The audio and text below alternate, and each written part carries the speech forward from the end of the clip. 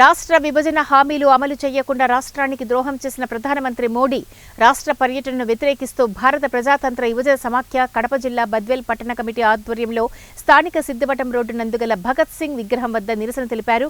ఈ సందర్భంగా డీవైఎఫ్ఐ కడప జిల్లా అధ్యక్షులు ముడియం చిన్ని మాట్లాడుతూ రాష్ట్ర అభివృద్ధి పనుల ప్రారంభోత్సవం పేరుతో నేడు రాష్ట్రానికి రాబోతున్న నరేంద్ర మోడీ రాష్ట్ర ప్రజానీకానికి సమాధానం చెప్పాలని వారు డిమాండ్ చేశారు.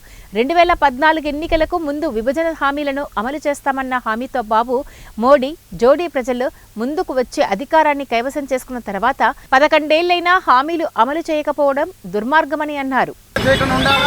అదేవిధంగా రాయలసీమకు ప్రత్యేక ప్యాకేజీ ఇవ్వాలా, ఏపీకి ప్రత్యేక హోదా ఇవ్వాలని చెప్పేసి కూడా విభజన చట్టంలో హామీలు పొందుపరచడం జరిగింది.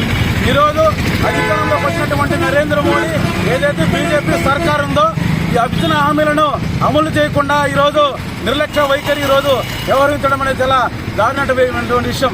ఈ రోజు కడప జిల్లాలో ఉక్కు పరిశ్రమ ఏర్పాటైతే ప్రత్యక్షంగా పరోక్షంగా లక్షలాది మంది నిరుద్యోగ యువకులకు ఉద్యోగ అవకాశాలు వస్తాయి. చదువుకున్నటువంటి నిరుద్యోగులకు ఉద్యోగ అవకాశాలు వస్తాయి.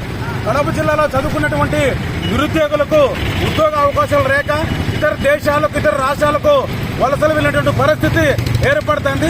చాలా మంది ఉద్యోగాలు రావని చెప్పేసి కూడా నిరుద్యోగ యువకులు ఆత్మహత్యలు చేసుకునేటువంటి పరిస్థితి కూడా ఈ రాయలసీమలో ఉంది.